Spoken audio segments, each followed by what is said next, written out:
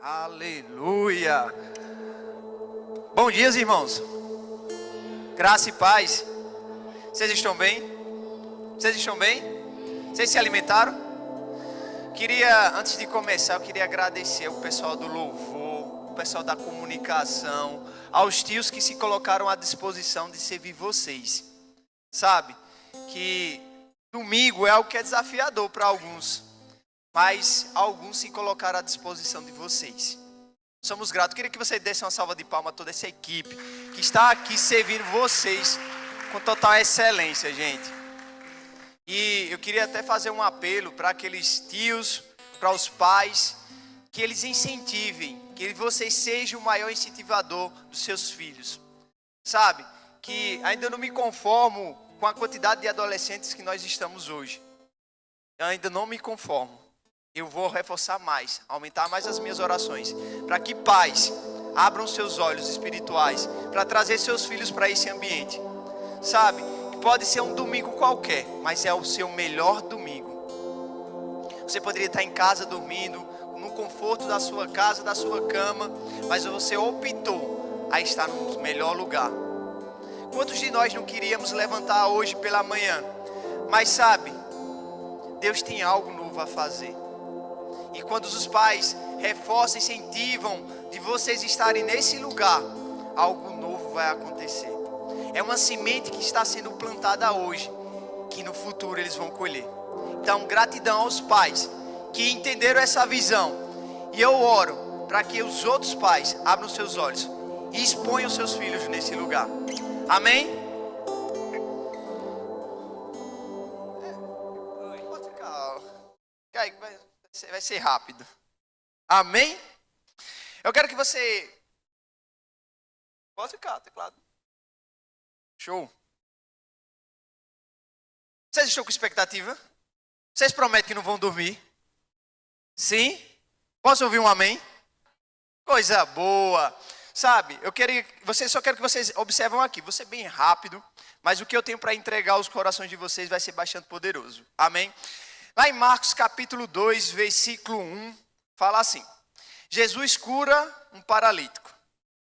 Poucos dias depois, tendo Jesus entrado novamente em Cafarnaum, o povo ouviu falar que Jesus estava em casa.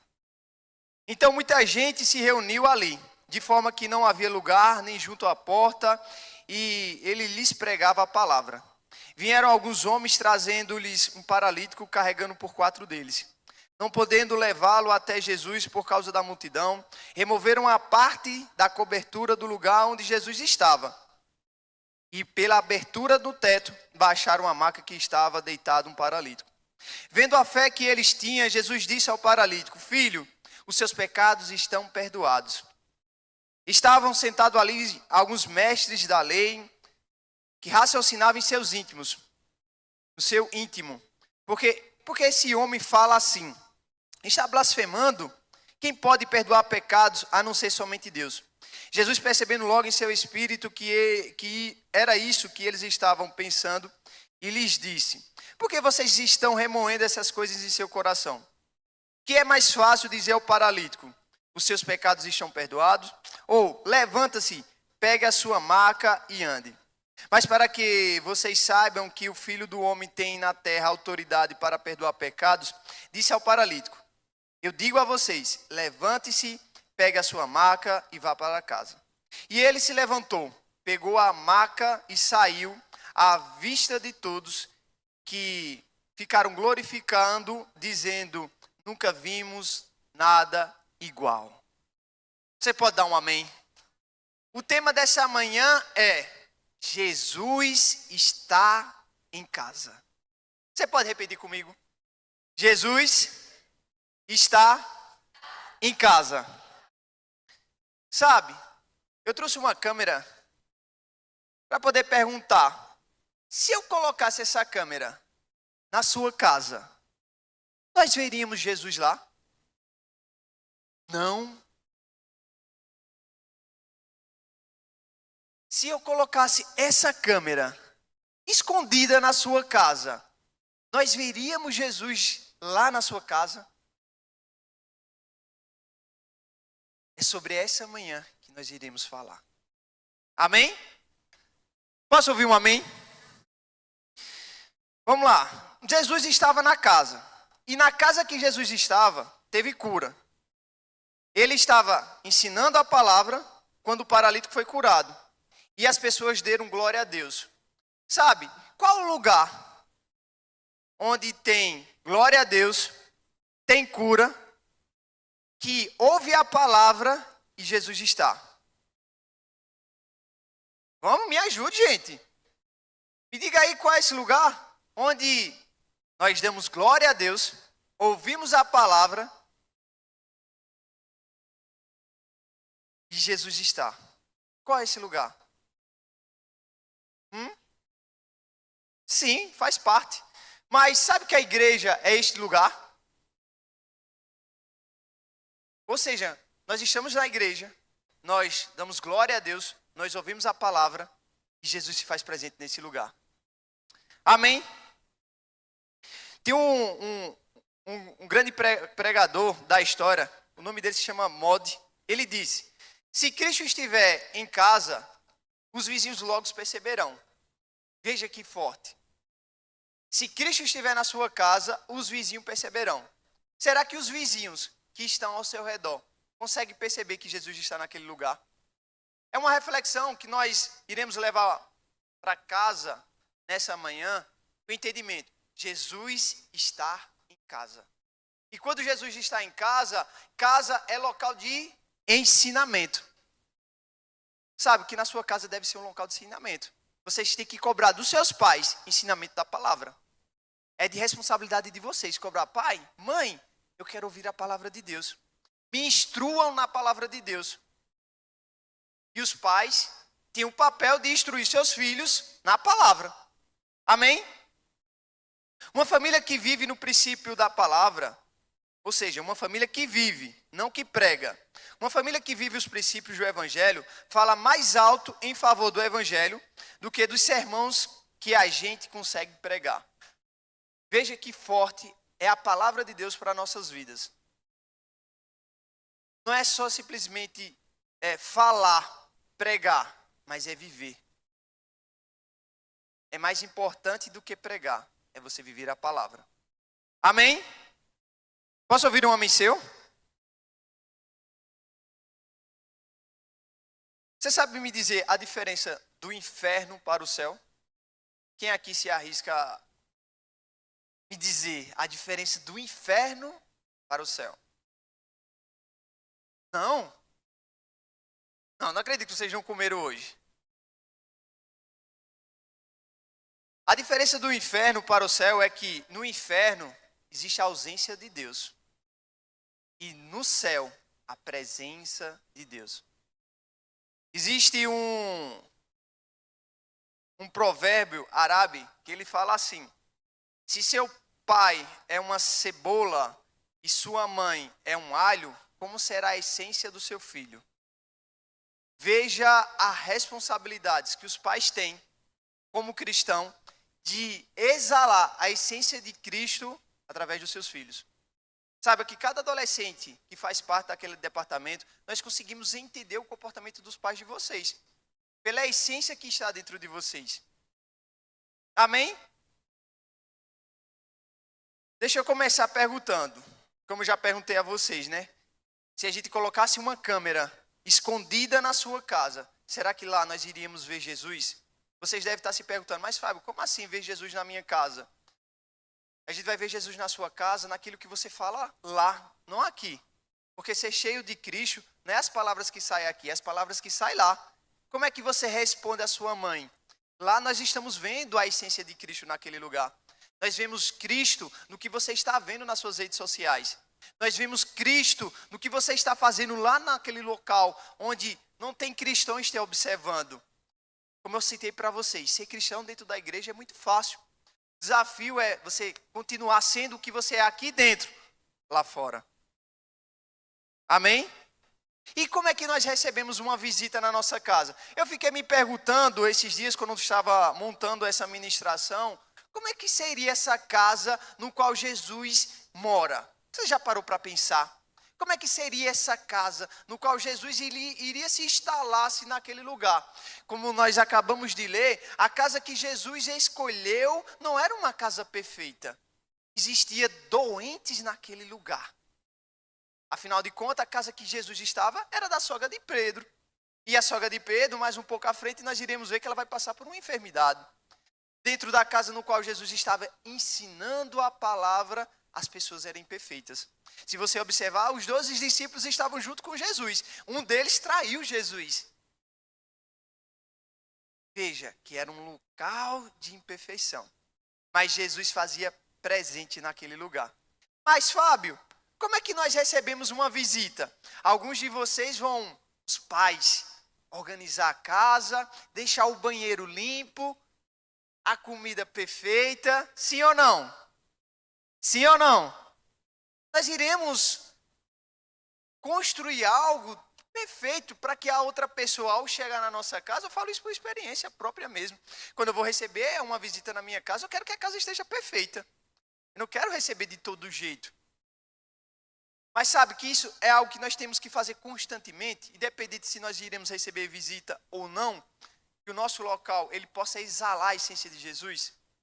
Por isso, se nós colocarmos essa câmera escondida lá, nós iremos ver Jesus. Por quê? Porque o que eu vivo dentro da igreja, eu vivo fora da igreja. Eu não vivo maquiando para as pessoas aquilo que eu tento transparecer, que eu sou dentro da igreja, mas eu sou o oposto lá fora. Quantas pessoas não são entristecidas por conta do evangelho que algumas pessoas que não vivem da forma correta acabam pregando? Olham para, eu não quero ser um cristão igual a fulano de tal. Não sei se vocês já ouviram isso. Porque aquela pessoa, ela não exala a essência de Cristo. Não sei se vocês já ouviram, eu já ouvi muito. Principalmente meu pai, ele tem um tabu com evangelhos. Porque pessoas que passaram na vida dele, vivendo ao contrário da palavra, demonstrou algo totalmente diferente sobre a respeito de você ser um evangelho. E aquilo ali ficou enraizado. E eu dou glória a Deus por a palavra ter alcançado a minha vida, porque aquilo que estava sendo formado caiu por terra. Hoje eu não olho dessa forma.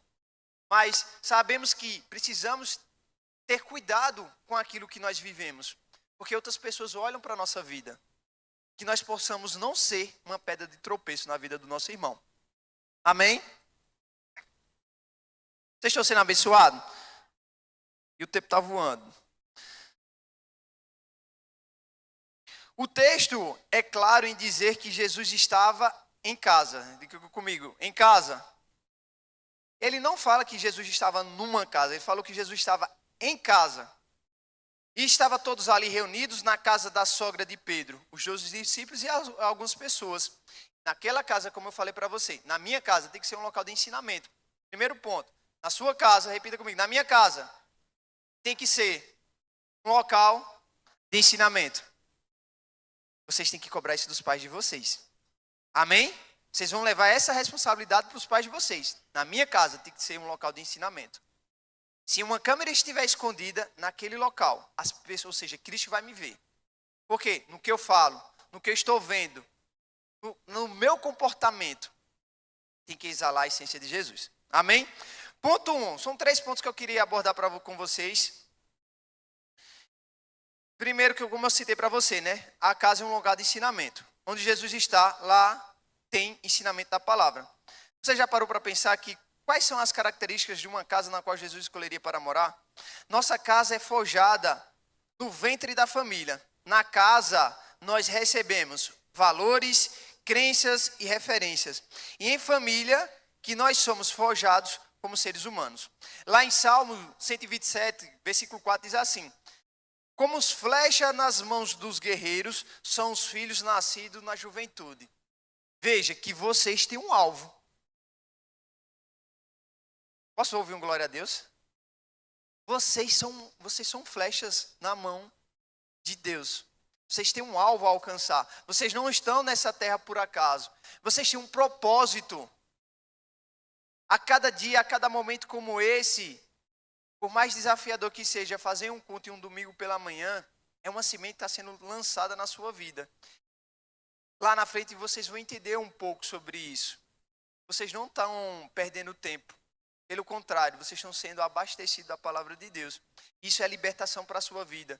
Quem sabe, eu tenho certeza que a partir dessa semana, uma pessoa vai te procurar, triste, abatido, querendo ouvir a palavra de Deus. E você precisa estar forte para poder pregar a palavra dele. Porque se você observar, o mundo não quer pregar da palavra de Deus. Nós vimos isso nas Olimpíadas. As pessoas não querem falar da palavra de Deus. Mas pelo contrário, querem colocar coisa do mundo. E nós precisamos estar forte e firme com as coisas de Deus. Amém? Ponto 2. Casa como hospital. A Bíblia nos diz que o médico dos médicos estava naquela casa. Sim ou não? Quatro ajudantes, 4 pessoas se colocaram à disposição para levar aquele paralítico naquele lugar. E teve um doente. Não estou falando aqui, um exemplo, que a sua casa é um local de doença física. Amém? Mas a sua casa como hospital nos diz sobre a cura emocional. Sabe que na nossa casa nós precisamos ser tratados a respeito de coisas que acontecem mesmo na nossa vida. Às vezes a pandemia nos mostrou que nós estamos mais doentes emocionalmente do que nós imaginávamos. Quantos casais não se separaram na pandemia? Foram muitas pessoas. Pessoas se preocupando consigo mesmo e esquecendo do próximo. Quando a pandemia ela foi anunciada, milhares de pessoas saíram correndo para os mercados abastecer a sua casa com medo de passar fome. Alguns levavam até demais a quantidade, não pensando no outro, mas pensando em si. Veja que a pandemia veio mostrar um pouco de como está o mundo. E nós precisamos estar fortes na palavra de Deus. Amém? Lá em Provérbios 18, 21 diz assim: a língua tem poder sobre a vida e sobre a morte. Os que gostam de usá-la comerão dos seus frutos. Um exemplo, eu já falei da pandemia. O que você está declarando sobre a sua vida? Se você hoje acordou com aquilo que você declarou ontem? É uma reflexão para a sua vida. O que você está declarando sobre a sua vida? Como eu perguntei quinta-feira em sala de aula, eu perguntei a vocês: vocês estão orando por vocês? Vocês estão orando pelos seus pais? Vocês estão orando pelo acampamento? Vocês estão orando por esse ministério? Vocês estão orando por essa igreja? Por adolescentes que vão vir por esse lugar? Sabe, a palavra nos diz que a língua tem poder sobre a vida e sobre a morte. Como é que eu estou usando a minha língua? A favor do mundo ou a favor de Deus? Amém? Diga comigo, eu estou usando minha língua a favor de Deus. Vamos com ousadia. Eu estou usando a minha língua a favor de Deus. Amém. Ponto 3. E aqui nós encerramos. Quem somos diante da dificuldade? Sabe que nós estávamos lendo lá em Marcos capítulo 2, versículo 1, fala sobre justamente a cura do paralítico. E vieram 4 homens levando um paralítico ao encontro de Jesus. A Bíblia, ela não deixa clara quem foi essas pessoas. Quem essas pessoas eram para aquele paralítico. Eu tenho certeza que aquelas pessoas acreditavam em Jesus. Porque se elas não acreditavam em Jesus, elas não teriam levado aquele paralítico para aquele lugar. A Bíblia não deixa claro que aqueles 4 homens que levavam aquele rapaz eram amigos. Espero que também tenham sido amigos dele, que nós precisamos de pessoas assim, que cada vez mais nos impulsionem a estar próximo de Cristo. Quais são as nossas amizades que estão nos influenciando positivamente a estar na presença de Deus? Sabe, que aqui, como eu cito para vocês e vou repetir diversas vezes, o ambiente é muito favorável. Mas lá fora, a partir de amanhã, daqui a pouco, vocês vão ser influenciados por outros amiguinhos que vão querer colocar ao contrário daquilo que vocês estão vivendo aqui dentro. E é por isso que vocês precisam buscar a palavra de Deus, ter um tempo com Deus, meditar na palavra dele. É de responsabilidade sua também ouvir a palavra de Deus. Sabe que a fé ela vem pelo ouvir, e não ouvir qualquer coisa, ouvir a palavra de Deus. Será que hoje eu já ouvi a palavra de Deus antes de eu acordar? Será que hoje eu vou ter um tempo de buscar a presença de Deus, de meditar na presença dEle? A cada dia que nós estamos passando, é uma oportunidade de nós estarmos conectados com Ele. Amém? E como eu falei para vocês, quem somos nós diante das dificuldades? Quando Golias apareceu, ele revela a coragem de Davi e a covardia de Saul. Veja que o mesmo gigante apresentou situações diferentes para dois homens diferentes. A coragem de Davi e a covardia de Saul. Milhares de guardas não quiseram enfrentar o gigante Golias. Mas só um filho de Deus, com ousadia, se levantou. Quem é esse incircunciso que está blasfemando sobre o meu Deus vivo? Veja a ousadia de um jovem que se colocou à disposição, que não tinha nenhum conhecimento sobre guerra, se colocou à disposição a fazer aquilo que Deus tinha sobre a vida dele. E o ministério dele começou ali. Daquele start. Antes de tudo começar, ele já lutava contra leões, contra lobos. Mas ele estava na presença de Deus. Vocês podem ficar de pé. Vocês foram abençoados. Lá em Mateus, é uma palavra que nós iremos pregar muito. Afinal de contas, vocês estão em minhas orações. Cada adolescente que faz parte desse departamento está na minha oração. Aqueles adolescentes que vão chegar naquele departamento estão nas minhas orações. Sou grato a Deus pela vida de cada um de vocês e de poder servir vocês. Como eu oro, eu não vou ficar satisfeito em entender que nós temos quase 40 adolescentes cadastrados e só metade, menos da metade deles está aqui. É um momento que é nosso, do Aviva Team. É tanto que os cultos agora vai ser para pais, ministros e adolescentes. Não vai ser restrito aos adolescentes. Os pais precisam estar presentes junto com vocês. Porque essa palavra, ela não só abençoa vocês, mas também os pais de vocês. Como ele é importante estar aqui junto com vocês. Como eu citei na reunião, eu ficava muito feliz quando eu tinha um momento com meu pai, quando eu ia para a igreja. Antes de aceitar a Jesus, eu participava de um texto dos homens. Era um momento que acontecia todas as quartas-feiras. Mas sabe, que era um momento que eu me sentia mais feliz de quando eu ia para o texto com meu pai.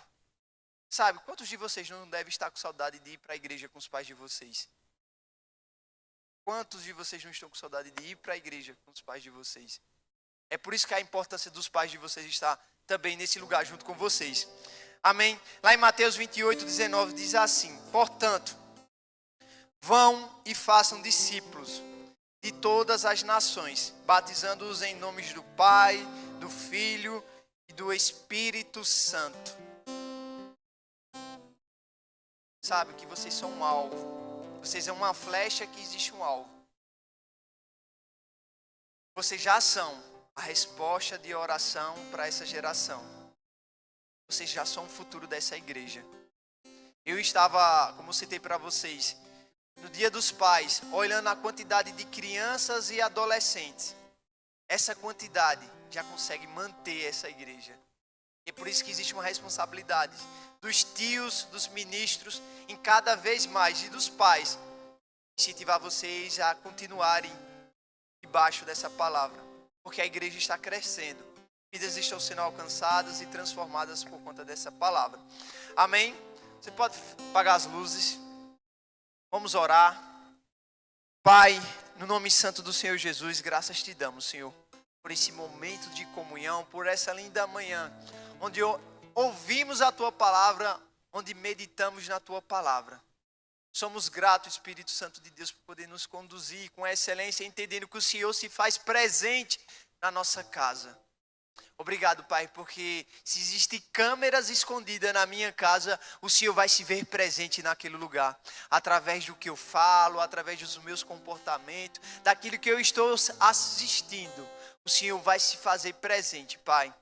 Obrigado cada vez mais pelos meus pais, nos incentivando a viver a tua palavra, que é boa, perfeita e agradável. Obrigado, Pai, cada vez mais ousadia dos meus pais a me manter na tua presença. fazendo que cada vez mais eu busque a tua presença, eu medite na tua presença. Obrigado pela igreja no qual eu congrego, Senhor. Sou grato porque nesse local eu sou transformado, eu sou lapidado. Obrigado, Pai, por cada pessoa que se coloca à disposição para poder servir a cada adolescente com total excelência. Obrigado pela renúncia de viver o eu, mas viver o deles. Se colocando à disposição a trazer, a meditar a tua palavra. Obrigado, Pai, por aqueles adolescentes que chegarão nesse lugar.